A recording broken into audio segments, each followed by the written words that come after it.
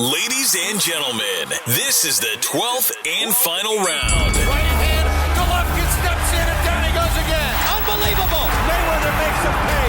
What a rookie mistake. A sensational left hook by De La Hoya. It's facts. I'm the best. You know what I mean? Sometimes I don't want to believe it myself, but it's the truth. I'm the best. I'm going to show you how great I am. From Southern California, this is the Last Round Podcast. Welcome back to episode 149 of the Last Round Podcast. Thank you again for joining us, whether you're listening on Spotify, Apple Podcasts, Stitcher, Boxing Social, the Country of India's application, which I haven't gave a shout out to in a while, Geo7. I still don't even know if I'm pronouncing that right. I hope I am. All these times I've been saying it. But let's just jump right into it. Fight reviews this past Friday, the 15th of October, from the Pachanga Arena in San Diego, California on ESPN Plus. San Diego finally, maybe this I think there's a market there. There's a market down there that I think they need to tap into, which I'm surprised no promoter has really taken the leap yet. So maybe this opens it up for some more significant fights in that general area. Emmanuel Navarrete gets the unanimous decision win and retains his WBO Featherweight World Championship as he gets the victory over Golden Boy Promotions' Joet-Gonzalez, who suffers the second loss of his career. This was a brutal fight, especially if you just looked at how each fighter looked, especially Joet-Gonzalez after the fight. This was a pretty entertaining. This is boxing at its best, pretty much. You watch this fight. This was pure boxing. This was a pure fight. What do you think about the fight? Going into the fight, I think we touched on it last week that we just wouldn't have enough power, unfortunately, to be able to back up Navarrete, and it was going to be, I think I said, like a Terminator. He's just going to keep walking him down, keep chasing him down, and eventually, he was going to get to him. I did think Navarrete would have stopped him. Corner could have maybe thrown in the towel. Looking at Joet-Gonzalez's face, he was pretty beaten up by the end of the fight. But speaking to Robert Diaz from Golden Boy, he says that he's fine and he's looking good to go. Later down the line, Navarrete, hopefully they keep him busy like they have been doing over the last few years. He's definitely kind of crossed over. I know there's quite a few of the English fans who like seeing him fight. He's just got a very unorthodox style, but it's just seek and destroy. It really is just seek and destroy them. He just kind of walks you down because he's just so big for that weight category. So just good things really from Navarrete. Really, I think he's kind of crossing over to the casual fans, which is great for him. And I don't think, like as I mentioned earlier, it was obviously a pretty entertaining fight. I don't think this takes away too much stock from Gonzalez. I mean, he's 0 for 2. Not technically, he is 0 for 2 in world championship fights now. He lost to Garcia-Stevenson, and now Navarrete. So in 2 world championship opportunities, he's come up short. But I think, and you tell me if you agree with me or not, I think he did a little bit better in this world championship fight than he did against Stevenson in his first time in a championship fight. What do you think? Yeah, I mean, I think so. He's. I just don't know whether he's ever going to get over the line. I just think that there's so much talent in and around that weight division. He's faced 2 different styles. He's faced Navarrete, who's kind of just a seek and destroy, like I touched on. Not great skills. Just big, heavy-handed, can take a shot, walk you down. But unfortunately, didn't get it. Shakur's your typical kind of flashy boxer, stays on the outside, combinations in and out, and Joet wasn't good enough for that. I just think, unfortunately, there is a lot of talent around there. And I think that, Joet, unless he faces, somebody that's a little less, talented, I just don't really see him ever picking up a world title. And if he does, it's only because he's faced someone maybe a little bit lesser down the line. No, you do see that, especially in the WBO, like when Billy Joe Saunders won it when at Stevenage, when he fought some random unknown guy for a world championship. So there is a chance he could pick one up. But in all honesty, I think that weight division is kind of talented, and unfortunately, I just don't think he's, in my opinion, would ever be a world title holder. Yeah, I can see what you mean. I'm getting similar feelings. It's not like, I think it's 50-50 with Joet that he ever gets a title or not. But I feel like he's kind of in the same spot that Jojo Diaz was. Because remember, Jojo Diaz fought Gary Russell Jr., and then he lost. And then it took him a while to get another world title shot. And then I think, what was it? He had a world title shot, I think, in Indio, Fantasy Springs. Yeah, overweight. And he was overweight, so he couldn't fight for the title, right? Against Ramos, right? Jesus Ramos? I believe so. And none of them, I don't think, had the title, right? Or did Ramos have the title? I think he weighed in, and it was whoever won the fight would have ended up taking it. I think it was vacant. Right. Okay. That's what I assumed. Yeah, I recalled it being vacant. So then he was overweight, so he lost the title. And then obviously he fought Tevin Farmer in Miami just before COVID. It was like around the Super Bowl. I think it was Super Bowl weekend or the weekend before or something like that. And finally got his world title. I feel that Joet Gonzalez is kind of on a similar path as that I agree that there's tough competition in and around that weight class. So he definitely has to, figure something out to really get to that next level, because he's obviously knocking on the door of having 2 world title shots. But I'm getting this similar feeling that I had with Jojo Diaz during that time, especially after the Gary Russell fight, where we might have had similar conversations when this was happening to Jojo Diaz before he got his first world title.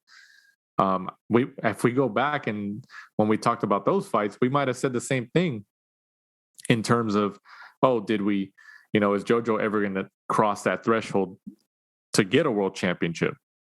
I mean, he obviously did, but I would have definitely said that. I would have definitely have said that. After his performances against like Charles Huerta and stuff like that at Fantasy Springs, when he kind of struggled and went rounds with him, I think I've said it on the show. There's no way. But then when he stepped up to fight Tevin Farmer, so do you see what I mean? Do you see what I mean? How we likely talked about that back in a past episode a couple years ago in terms of Jojo Diaz.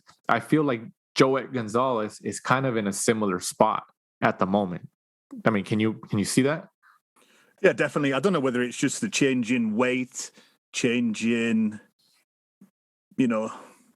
mental strength, maybe. I think, Joe Diaz has been very open about, the troubles that he's had outside of the ring. And now he's like Broner says, and like Dylan White says, like he's kind of like the can man. He'll fight anybody, anytime, anywhere, agreeing to fight Ryan backing out due to injury, agreeing to fight Devin Haney, Fortuna on late notice. He's definitely crossed over, especially with me. I always liked him as a boxer, but I didn't think he'd ever really make it. I always thought he was too pillow-fisted, like I just didn't think he had the power to back people up at those top echelons of the division. But yeah, especially now with him moving up to 135, he's definitely grown in, got his man strength, looks a lot more muscular and stuff like that. And then his attitude about fighting anybody is just, it's a throwback. It's a throwback, and he'll definitely cross over. Yeah. So, like as I mentioned, going back to my original point, Joet Gonzalez, I think, is in a similar spot. So, and it's not like he really got like outclassed in this fight. Like I said, I think the Stevenson loss was a little worse for him. But Navarrete is just, like you said, he's just like a oncoming train. He just keeps going and going and going, regardless of what you hit him with. But okay, let's start with Navarrete. Where does he go from here? Who would you want to see him go up against? Ooh, let me just pull up box rec. I can't remember the champions in and around that division for him, to be honest with you. Yeah, because like these divisions are so close together, 126 and 130, super featherweight and featherweight, that like those fighters in those weight classes move up like so easily. Leo Santa Cruz, Kid Galahad, Lee Wood, Isaac Dogbe, Mauricio Lara, Josh Warrington, Eduardo Ramirez, Hinata Maruta, and then Kanzu are the top 10. So obviously the world champions, you're looking at obviously Kid Galahad. He's obviously got one. He's got the IBF. Santa Cruz, I still think, has a piece of the WBA, right? He probably. And Navarrete's got the WBO. Right. Okay. Yeah. I mean, like I what you said earlier, how, you know, maybe Navarrete can go and fight somebody across the pond in the UK, or, you know, because you said the UK fans are starting to be drawn to him, and he's starting to get a pretty respected following from UK fans, from fans that are in the UK. Why not send him over there? You know, send him over there and put him in a fight over there. I mean, he's entertaining, you know, and obviously boxing fans love entertaining fights, but especially fans in the UK, they have that a little bit more of an appreciation level. So I think, I mean, why not? I mean, do you think they would? Do you think Top Rank would send him over there? I mean, I think they would. I think it's like anything in boxing world. If the price is right, it's, you know, Navarrete again, Kid Galahad would be a great, you know, clash of styles. You got Navarrete just walking you down, walking you around. Kid Galahad, obviously, he's kind of like got that back foot switch type fighter. You know, he switches from, you know, southpaw to orthodox. He's got that Brendan Ingle style. So it's it would be a good fight, you know, to see like who could solve, you know, whose problem. You know, is Navarrete able to cut the ring off and get to Kid Galahad, or is Kid Galahad elusive enough to stay away from Navarrete and, you know, pick up like some sort of, you know, points win? And then obviously Josh Warrington, you know, Josh Warrington's going to come back after, you know, facing Lara twice. Is he going to get you know, because you know, he still sells out. He's still got that following in Leeds. You know, if Navarrete wants a, you know, a fairly big payday, I think Josh Warrington, you know, in Leeds would obviously, you know, sell well and probably be a good payday for him. And then probably an all Mexican war, Navarrete, Mauricio Lara. Very similar styles, to be honest with you, after watching Lara, you know, in there with Warrington twice. That would be you know, just a typical, you know, Mexican war, you know, two warriors just stand there and you know, just throwing blows. So that would be a great fight for you know, the fight fans. I think the featherweight division, 126 pounds right now, is up for grabs in terms of who the best fighter in that weight class is. I mean, could it be Navarrete? You think he's the most established? The problem about Navarrete, I think, is just trying to. His problem is one that's kind of easy to solve, but you just got to be able to do it. You've got to be able to stay away from him, you know, because he's not exactly, you know, super talented. It's just the fact that he's so big, so strong. It'd be kind of like fighting Valuev, right? You know, the 7 foot heavyweight. That's kind of what he is to the featherweight division. He's just so big, so tall, so strong, and he had very unorthodox punches. They come from very strange angles. Yeah, just ask David Hay. Right. And then so I think someone like a Kid Galahad, you know, would be someone that would be able to, you know, overcome that, because he has that kind of style. You know, and I think some of the others would kind of, you know, struggle. Like a Lee Wood would probably struggle. You know, I don't rate Isaac Dogbe. I don't know how he's managed to get up to fifth in the world. Josh Warrington maybe struggle as well, just due to the size. Well, what's that saying? It's easier said than done. You know, you could, like, we could say it, people could say it. Oh yeah, he's not really that hard to solve, like looking from afar. But when you actually get in there, it's harder than you thought. And you're just like, oh crap. You know, so that's what it is. Like, he's like, you look at him, you're like, oh, okay, he's pretty straight up and down. Like, you know, he you know, he comes forward, he's got a lot of stamina, he just doesn't stop. But like, you know, I think I can get around that, or I can figure him out. But when you actually get in there, I mean, what does Mike Tyson say, that famous line? Everybody has a plan until you get punched in the face. That probably applies to Navarrete. It's easy for me saying it from this computer chair. Well, yeah. Right. Exactly. It's kind of like Joe Joyce. Everyone, when you watch Joe Joyce, you're like, how does he manage to land these punches? He's so slow. But then, like, obviously when you're in there, it must be completely different because, he's beaten some, established guys. Deverne, obviously. Right. Daniel No, yeah. I mean, hey, if it works, everybody, it's not, obviously our listeners who have been listening to us for a while, like, it's not that our criticisms, might be misplaced sometimes. They might be wrong. We've been wrong before.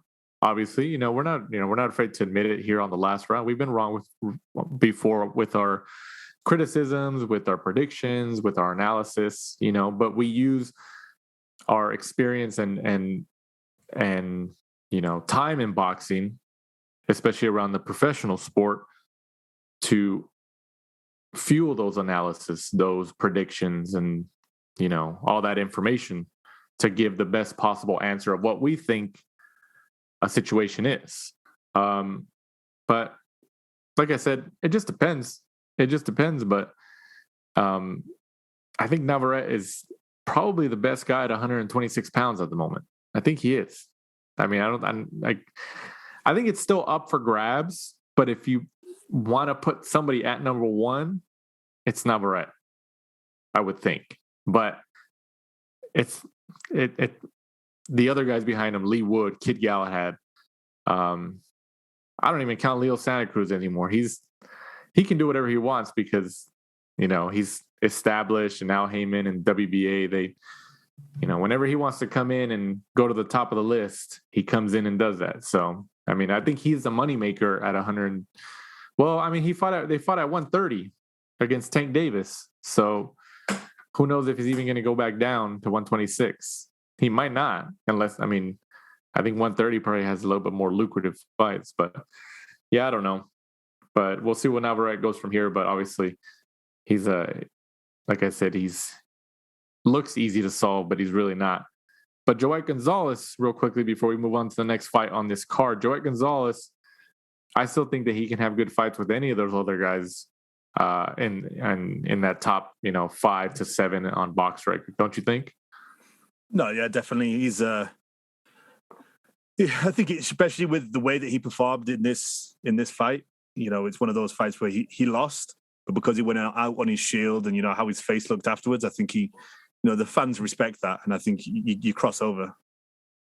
Yeah, absolutely. So I mean, like you said, Golden Boy, they do a pretty good job of putting their fighters in there to the wolves. Like, hey, let's see what you're made of. I mean, eventually you're gonna have to put your fighters to the wolves. You can only put them in there with opponents who they should beat for so long.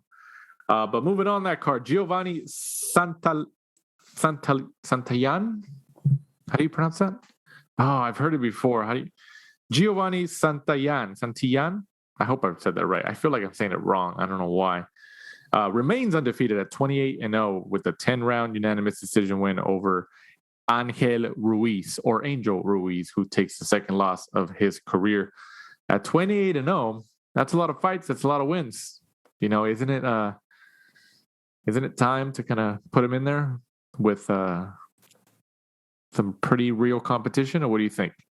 No, definitely. Two guys that we probably remember from the Thompson's boxing days. Exactly. I think Giovanni stuck on this card because he's from San Diego, so I'm sure he brought some support to Pachanga. He's 28-0, 29 years old. Got a debatable win on a top rank card during the COVID era against Antonio DeMarco. Ever since then, he switched trainer to Robert Garcia. Robert Garcia, yeah. To Robert Garcia. So he did look better, convincing points victory this time around. But like you said, 28-0 against two, though, that's the issue. A lot of local fighters, a lot of people on Thompson's boxing cards, 29 years old. He now needs to, start working his way up against some bigger names, highly ranked in the WBO.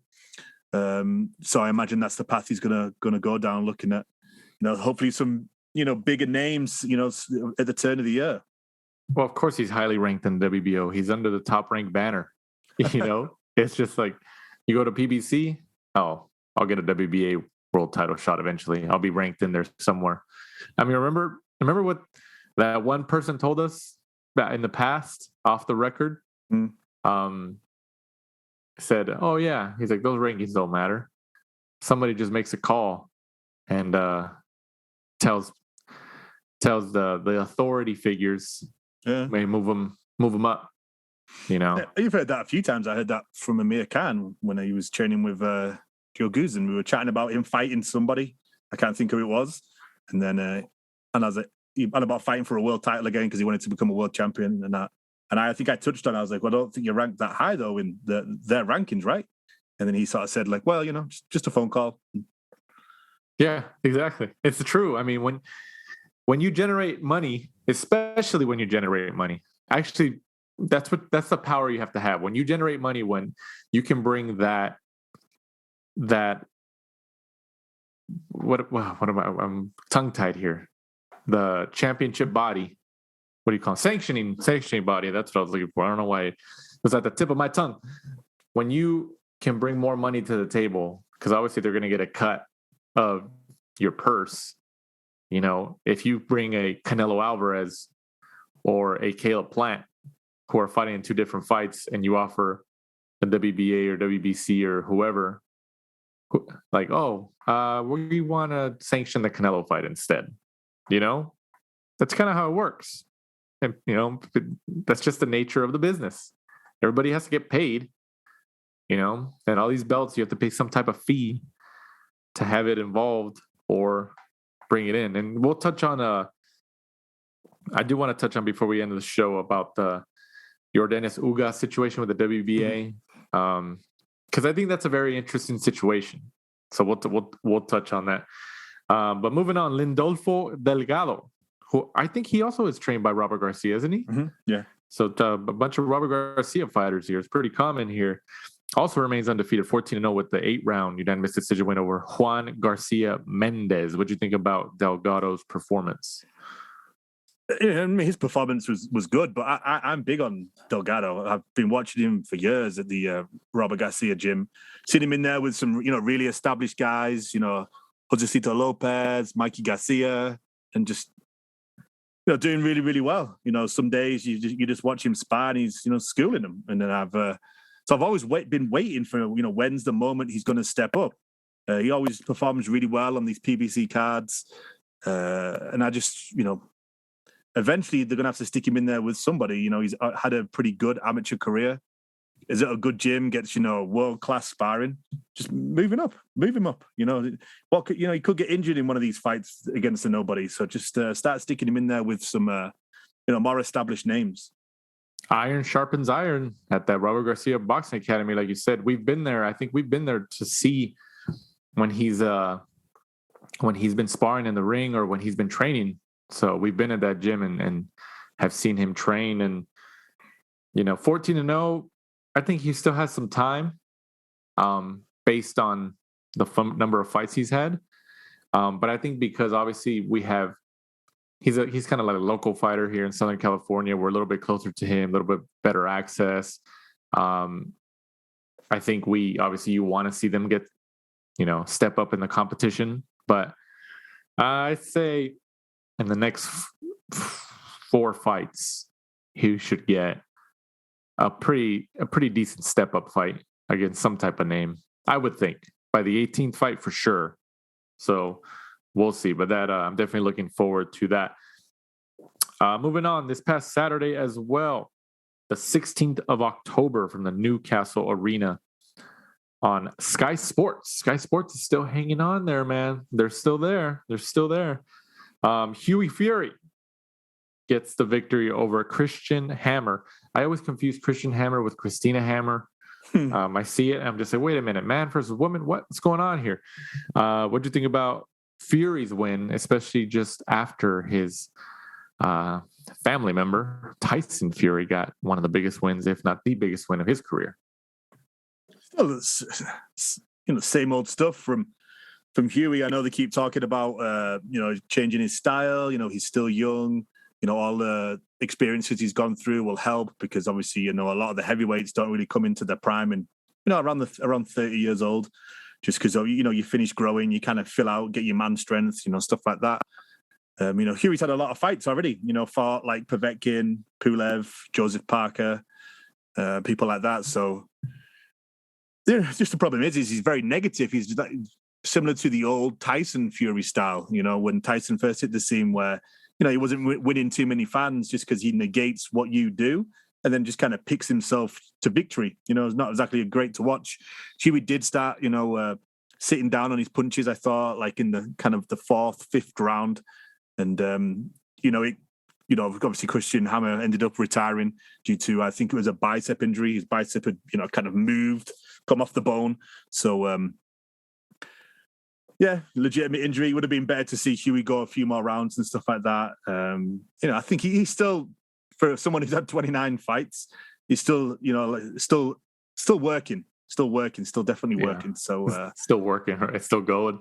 But you've got to give him one thing that, he'll fight anyone.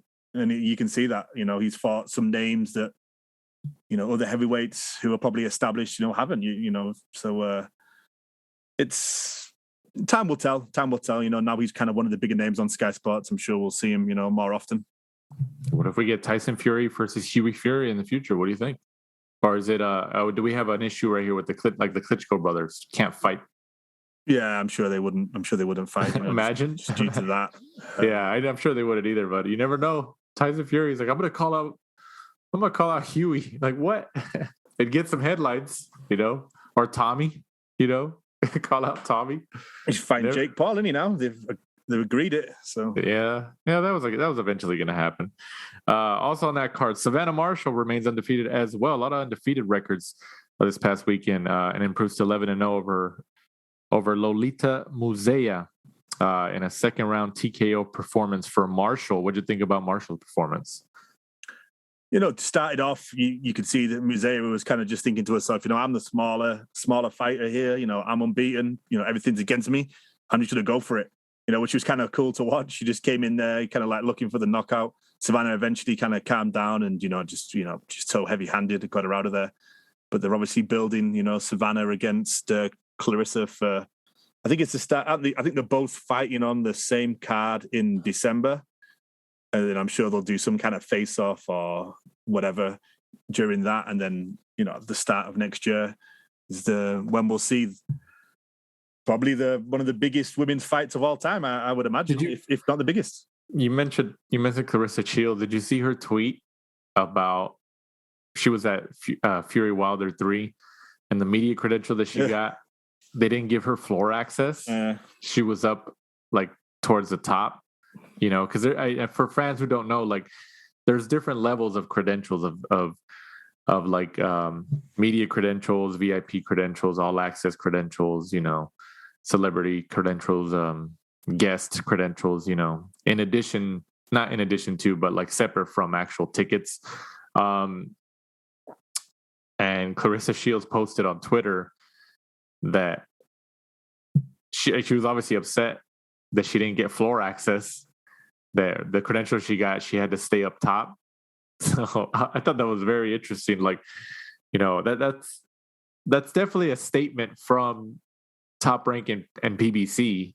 I mean, whoever their PR departments, their PR people, they obviously did it on purpose, for one reason or another. Who knows? But yeah, I thought that was very interesting. I was like, well, where did that come from? I mean, you knew that she was probably going to say something about it. So whoever did it, it was hilarious. Where are we at here? Chris Eubank Jr., he's back. 31-2, also gets the victory over Wanik Aldejan. Is that how you say it? Aldejan. What do you think about Eubank Jr.'s performance? Eubank just never stops. He's always there. He obviously standing opponent. Nothing really you could tell. Chris Eubank, I think he got caught kind of between styles and thought he was, Roy Jones Jr. at some point. The flamboyant stuff that he was doing in the ring. Problem is he's like 31-2, but a lot of his fights just keep being against people that he should beat. The Korobov fight, he unfortunately got injured, and that would have been a good test of him. And then how many times have we seen him against these like unknown opponents? I'm sure that everyone's heard that he's supposed to be fighting like Liam Williams next.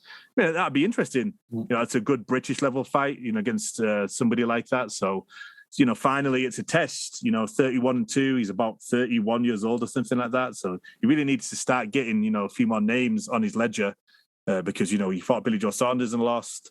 Who else did he fight in the World Boxing Super Series? It's not like he hasn't been around. He's been in there. He really too many of these fights though. Too many gimmies in my opinion. He was the IBO world champion. That's true. Ed Levine's sanctioning organization over there. He was. Ed's been on the show, so we better be nice about them, I guess. Well, why not add another world title in there? There's already enough as it is with all this confusion and all this crazy stuff that happens around all these sanctioning bodies. You might as well add another one. Who cares? It's just like, keep throwing gas to the flame here. Might as well. Here's an interesting proposal for you. Why not? Just for the intriguing factor behind viewers, boxing fans, viewership. Chris Eubank Jr. versus Julio Cesar Chavez Jr. The juniors square off. The juniors square off. Why not?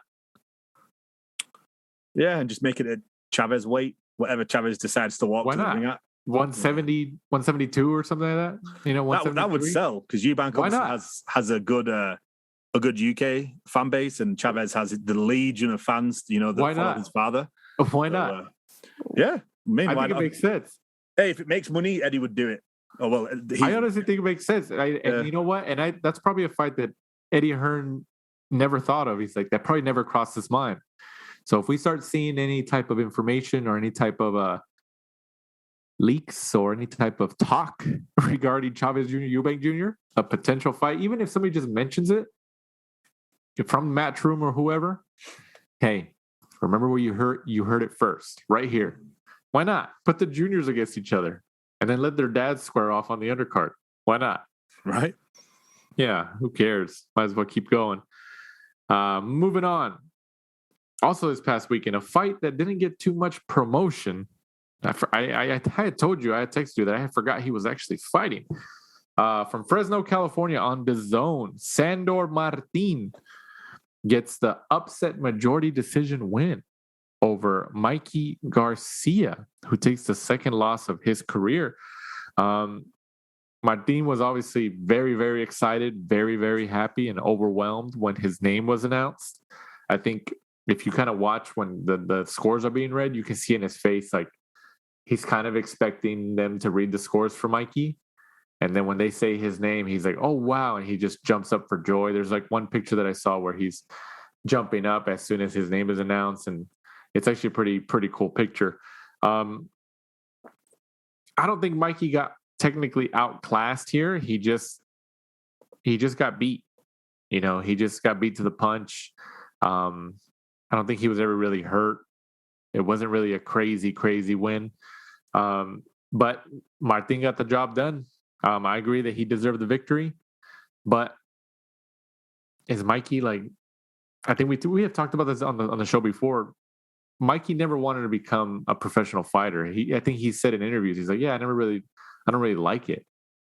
I saw something. Did we talk about it here? Did you say it? Or where did we hear it? Where he doesn't, Mikey Garcia doesn't fight because he wants to or because he loves to. He fights because he's good at it. Right? So I think that's true. He's made millions and millions of dollars. He's had some pretty high profile fights, getting paid millions in his purses. I mean, he doesn't really want to go back down in weight. I think this was a catch weight of 143, maybe 143. Yes, 143 or 145 or something. Yeah, something like 145 or something like that. I don't think he wants to go below that anymore. I don't think he can. I don't think his body lets him. So, unless you're going to pay him a ton of money to go to 140, I don't think he's going to do it. But who knows? Who knows what's going to happen? Maybe he's going to try to get a rematch. But then I saw a report that there was no rematch clause. So who knows? Who knows? But if they offer Sandor Martin, obviously they're going to offer him a bigger slice of the pie for a potential rematch against Mikey. And he'll, if he doesn't get any other offers for more money, then he'll probably take it. I can honestly see a rematch, even though there was no rematch clause. I mean, because, where does Sandor Martin go from here? I mean, obviously he can still go places. Like he got noticed. This put him on the map.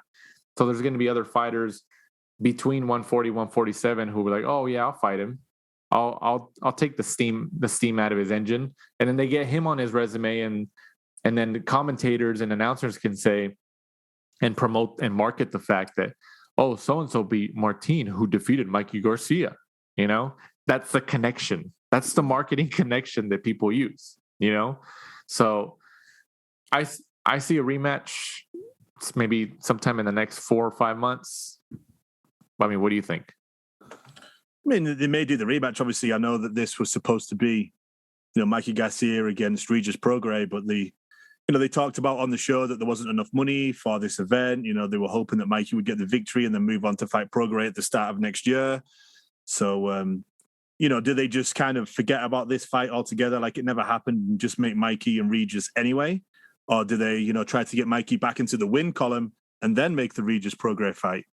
Or the third option, do they just throw Sandor Martin in there with, Regis Prograis? Maybe. Yeah, it's kind of, I could see them throwing Mikey back in there maybe with Martin, and then, after he turns around and beats him, them sticking him in with Prograis. But I think the problem you have now with Mikey is, like you touched on, is, Mikey did it as a job. Now he's made a lot of money. That's why he's fighting up at like... he wanted to become a cop. Yeah, that's why he he's up at 147. He just doesn't have that drive anymore. He's had such big paydays. It's just, I think he was just looking for... Like it, yeah. Really he's just looking for the biggest fights with the most money so he can cash out and... is there really anything wrong with that though? I mean, he's won world titles in multiple weight divisions. He's had high profile fights. He's made millions of dollars. Like there's nothing wrong with that. And then, but it's just when people look at it and then start, talking, crap on Mikey or saying all these things, you're like, dude, what do you kind of expect from the guy? Like, he's at the end of his career, he's just cashing out. We see it all the time with guys, and it's like it's just what happens. Like if I won the lottery and then went to work, I'm pretty sure my performance would be pretty bad because I'm like, I don't really need to be here. I'm just here for the sake of it. It's a similar sort of thing, and that's just unfortunately what it is. And I think looking forward now, that's all we're really going to see from Mikey. Is just these kind of very mundane, boring fights where he's just trying to get himself through it, get the payday, and he wins some, he loses some, and then eventually he just walks away into the sunset. So yeah, I wouldn't expect too much from him going forward unless his dad and his brother. And Devin Haney and Teofimo Lopez were there too, attending the fight. I think they were both hoping, okay, well, this is a potential fight I can probably have at 140 with Mikey, and it's a pretty decent payday, and then he lost. So now they're just like, okay, well, I think the biggest action was in the stands after the fight between Devin Haney and Teofimo Lopez, kind of going at it. And then Eddie Hearn steps in, and Teofimo Lopez's dad jumps in as well. So that was I have more followers than you. I have more belts than you. I was like, oh my God. Yeah. It's like, what? Really? We're gonna. That's what. Mike, tell me this: are they going to start announcing, like, David Diamante, Michael Buffer, Bruce Buffer? These guys, are we going to get to a point where they're going to start announcing, in addition to where the fighters are from and what titles they hold, how many followers they have on social media? Well, I got in trouble, didn't I? That time I did that. Time I posted Teofimo against, was it Ryan or? No, Teofimo against Loma, and I said that Loma should get 4 times the purse because he's got 4 times the followers. Didn't he respond? Yeah. He did, right? He was like, Teofimo Lopez responded to us because of that. I think, he gave us the middle finger emoji. He was obviously upset. It somebody hit a nerve. You know, you read it. It's like, I'll forget these guys. You know, he was obviously upset. But that was a great tweet. Got a lot of attention, a lot of impressions on that tweet. Shout out to our followers and our listeners and our fans who interacted with that tweet. But yeah, I expect a rematch or kind of ballpark, crazy prediction here. But maybe Mikey retires and he's like, you know what, I'm done. You know, the problem is he got 1.5 million for this fight. You know, are you going to walk away? That's crazy. That's crazy. I mean, he's already got a couple of losses now, Errol Spence, and obviously this one. And it's how much is he willing to tarnish his legacy just for a few more paydays? And if he comes back within the next 4 or 5 months in a rematch and beats him, especially beats him convincingly, then it doesn't really matter. He's back in that, in that path to get another significant name. Just like Anthony Joshua and Andy Ruiz. That first fight was an upset. It was huge. And then within 4 or 5 months, 6 months or 5 months, they fought again and Joshua beat him, got his belt back, and he had a couple more fights to defend them and make a lot of money until he just lost them recently to Usyk. I honestly could see that again. I could see that. Mikey, quick turnaround, fights him again, beats him. It's like nothing happened. I mean, yeah, he doesn't have that loss, but it's like nothing happened, So who knows? Who knows? But we'll see. Like I said, he might retire. But you never know. Moving on that card, Jonathan Gonzalez gets the split decision win over Elwin Soto. This was for the WBO light flyweight world title. What do you think about Gonzalez's split decision win? I'm really enjoying all of these, light flyweight and flyweight. Now, you're seeing a lot more of these fights, just kind of a little bit further down on the card, little fillers, but they're always really, really good. Me and you saw Elwin Soto at Fantasy Springs, good fighter, close fight. I think Gonzalez probably deserved to win, but run it back. These are the sort of ones where you sit there and if there is a rematch clause in it, then it's deserved because it was a good fight, close split decision. Run it back and let whoever wins it, be unanimous, and then you've obviously got the rightful winner of the two fights. So. Yeah, good fight. Yeah, definitely. Like you said, these lower weight classes. I mean, we were spoiled out here in Southern California at the Forum, at the StubHub with the Superfly cards that Tom Loeffler put on. Those were awesome. The lower weight classes always, because they're smaller weights, they can move a lot faster. So you get a lot more punches thrown, which is always definitely entertaining. Also on the card, Jesse Rodriguez remains undefeated as well, with the 4th round KO over Jose Alejandro Burgos. What do you think about Rodriguez's knockout in the 4th round? Did what he had to do. When you're fighting a standing opponent, everybody's really, really high on, Jesse Bam Bam Rodriguez, like we touched on last week, brother to Joshua Franco. Joshua openly said that, Jesse is the one with the talent. Joshua is a world champion, so that says something. Yeah, that's a lot. So I'm definitely looking forward to how he turns out. Rounding off that card, past guest of the show, Mark Castro, improves to 4-0 with a quick night of work with the 1st round KO over Angel Luna. What do you think about Castro's quick victory? This must be a kind of a step down for him. He's nearly always on the Canelo undercard. Obviously ran him out in his hometown, though. Good victory. Not really much you can say when he just runs in and smokes somebody in the 1st round. Good to see him out, though. Honestly, would like to see him out more often. He's still I mean, he is fighting a lot. He really is. I'd have to look, see when his debut was. I don't know. Maybe I'm wrong, but maybe I just want to see him out a little bit more. So he's doing the thing. He's doing the right thing now. Going in there, getting a few rounds, smoking the dudes that he should be smoking. So. Yeah, he's trying. Hopefully, he gets that Elon Musk connection. You never know. Yeah, I mean, I think I've said this, but I'm always worried when they start doing too much, social media stuff. And I like to see guys like a Virgil Ortiz that just concentrates on the trade. The number one job, the number one earner. But more and more guys are diversified into social media and other things, and that's the nature of the game now, Mike. I mean, it is, but it's just, a lot of the time, once that starts to happen is when it starts to slip away, and then the the stuff that started it all. The boxing is the thing that kind of gets put on the back burner. But only time will tell. He's young, so he's still got everything ahead of him. Everything.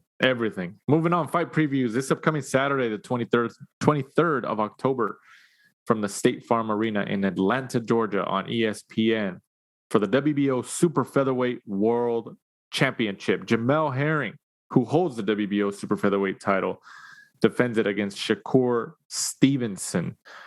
This is I'm looking forward to this fight. I know Stevenson's a big favorite. A lot of people have been picking him, especially a lot of pundits, reporters, media members, and even fans. But Jamel Herring's got that soldier mentality with actually being a soldier, a Marine. I mean, my head says Stevenson, but my heart's saying Herring. I mean, what do you think? Very interesting. Very interesting. You got, obviously, Jamel, the older, more experienced, taller, longer reach. I would imagine he's probably stronger just by looking at him. But then you've got Shakur, very, very talented, can do lots of different things in the ring, seems to be able to box lots of different styles. Always seems to kind of coast through his fights so far. It's like he's literally just gone 16-0 in like third gear. I've always liked to have seen him, when he's beating guys, just to step it up to fourth and fifth and just get him out of there. There's very low KO percentage. Very, very interesting fight. Very interesting fight. Because I would imagine they've sparred, but no one said anything. Exactly, yeah. Shakur hangs out in that Terence Crawford, Bomac gym. So I'm sure they've probably done a few rounds, and it would be interesting if somebody could actually say what happened in those. But I agree with you, and I always seem to go against Jamel. I don't know why. He just doesn't have maybe that kind of standout. He's been proving everybody wrong since he won that title. Yeah, it really has. And great guy. We've had him on the show a couple of times. Yeah, I just think Shakur, though. I just honestly think he's just that good. Our buddy Kevin Aioli loves him. How many times did he say that he thinks Shakur's going to be the best out of the 4 or 5 princes, whatever we call them now? Right. And you can see it. You really can see it. And I like the way that, since that incident in the parking lot where he was fighting that guy, and it was all caught on CCTV, he seems to have got his head down and knuckled down, moved to, lives in Vegas, just seems to train, concentrate on his craft. I think this could be the breakout performance that he needs. Yeah, especially if he stops him. Yeah. Especially if he stops him. Like you mentioned, Stevenson's usually been known as a boxer type of guy where he just goes the whole 12 rounds for the decision, If he stops, he's quiet as well. You never really hear him Devin and Teofimo always. Well, Stevenson sometimes throws his 2 cents in there. I don't think he's been as active as Devin Haney, Teofimo Lopez, Ryan Garcia, and those guys lately. But Stevenson's thrown his 2 cents in there. He can also have a mouth, whether it's digitally or physically. He can also have a mouth. So he just hasn't. Lately, he hasn't given any drama to the boxing fans on social media lately. But this is an intriguing fight. It's an intriguing fight. Obviously, the ESPN is gonna bang the drum that Stevenson was an Olympian. He was robbed in the Olympics, and then that Herring is a soldier. And obviously, they're gonna repeat his story. It's a good story between both of them. But imagine if Herring wins. I mean, what is that? If Herring wins, we got to get Yahoo Sports Kevin Aioli back on here to get his immediate reaction. Because he's, like you said, he's such a big fan of Shakur Stevenson, right? Yeah, no, he definitely is. And then I'm trying to think of somebody that would have won a world title and been in so many, big-ish fights when really the promotion hasn't backed you in quite a few of those fights that has gone on to actually, hold the title and, keep on winning like Jamel's done, Frampton, let's have a look. Frampton, Oquendo, Lamont Roach, and obviously he won the title against Masayuki Iota. Right. So yeah, it's a good run. We'll see, man. We'll see. I mean, who do you think has the momentum coming into this fight right now? I mean, I think Jamel has definitely fought the bigger the bigger, more established fighters, because really Shakur's been in there with, let's have a look, his last few fights, you've got Nakatalia, Tokokan Clary, Felix Caballero, and then obviously back to Joet-Gonzalez. So yeah, I mean, Jamal has been fighting a different league. But it's not that Stevenson isn't talented, like, you know. No, he's just a prospect. Oh, I don't know, he's probably over a prospect now. Prospect in terms of age, because he's only 24. Right.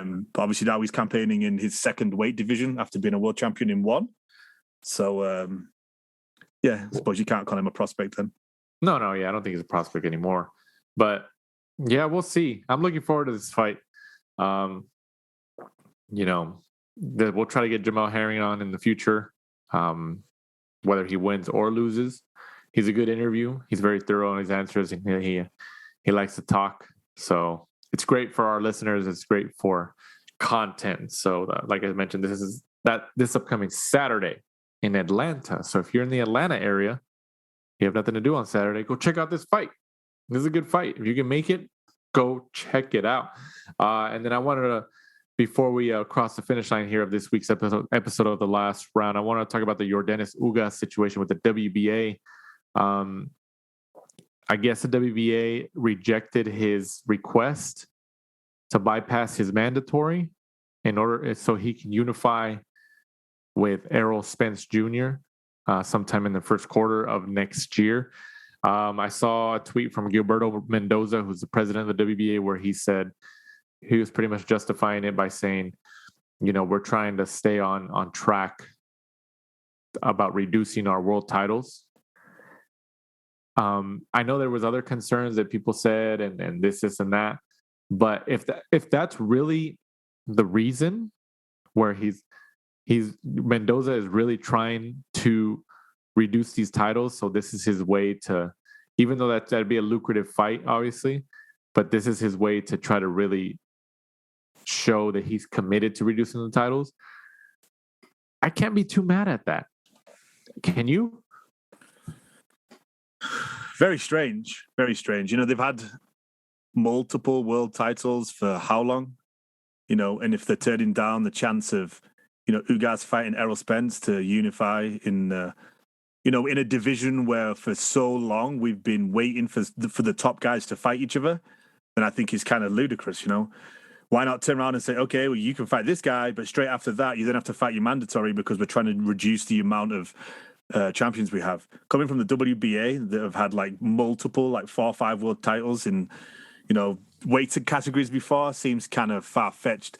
You know, if that was Manny Pacquiao, somebody that brings in an outrageous amount of money for the WBA, then they'd just said, anything you want, Mr. Pacquiao. Exactly. You want to do that? Yes, you can do that. But because it's Yordenis Ugas, who whatever you want, Senator. Yeah, you know, they don't. You know, they won't do it because Ugas is just another guy. You know, he's not bringing in, you know, millions and millions of dollars for the WBA. He's not got those sort of purses, so he doesn't have the pull that a Manny Pacquiao. Yeah, it's not that he's not talented. It's not that we're not saying he's not talented. He's obviously a great fighter. He's got that Cuban style. He beat Manny Pacquiao. He had a great fight. He arguably beat Sean Porter at the StubHub. We're not saying he's not talented. He just doesn't have the stock, especially the financial power that somebody like a Manny Pacquiao does. So I think you're right. I think it's safe to say that the WBA and its president, Gilberto Mendoza, if this was Pacquiao in that situation, I think they would give Pacquiao what he wanted. But didn't Pacquiao request for the Spence fight initially? Didn't he request to be elevated as a super champion or something, and they denied his request as well? And then obviously Spence pulled out and he ended up fighting Ugas for the title anyways. Yeah, because wasn't it something to do with like he was the super champion, and then because he didn't fight for so long, they then took it off him. And then when he's like, hey, I'm going to fight Errol Spence, like, you know, reinstate me, give it back to me. And then obviously Ugas was like, well, hell no, because that waters down the championship I have if there's somebody above me. Right. So I think they kind of gave into pressure from everybody, because I think a lot of people were kind of, you know, pissed at Manny for, you know, trying to do that. So I think they will, you know, listen to the Twitter world, you know, the media world, and we're like, okay, you know, we're getting a lot of pushback on this, so we probably better not. So yeah, I mean, everyone knows, if you bring in, you bring in money, you bring in, butts on seats, then you get a lot more pull. All of them, Canelo, Manny Pacquiao, all of those guys can, they decide what goes on more than pretty much, yeah, than Suleiman and Mendoza. Yeah. The financial power and the pull is always in the Canelos and Anthony Joshua's, and they run the show technically. But I mean, the WBA. I mean, if they really are committed to this reduction of world title belts, regulars, and all that stuff, interims or whatever, and this is their way to do it, even though there is, concerns and issues and people see it one way or the other. Hey, man, I can't really be mad at it. If they're obviously we want a unification fight. Selfishly, as a boxing fan and a part of the boxing media here, we want to see unification fight between Errol Spence Jr. and Yordenis Ugas. We do, but kind of comparing it to, okay, if the WBA is really committed to that, taking away some titles, which boxing fans and media have been complaining for years, that there's too many damn titles. As long as it happens, I get it. Put Ugas and Spence in a fight in the meantime, and then have them face off in the summer, assuming they both win. Why not? Why not? And then we kind of go from there. We'd love it. If we get that, and then obviously, if we're getting, Crawford Porter, it's exactly, that's what we need. And the 147, that group of fighters at the top of the 147 have been around for years now. I think especially for PBC, I think that they're trying so hard to put Ugas and Spence in a unification title. Obviously, they're still going to try, but they prefer a unification championship bout because, like you mentioned, Crawford and Porter are going to face off.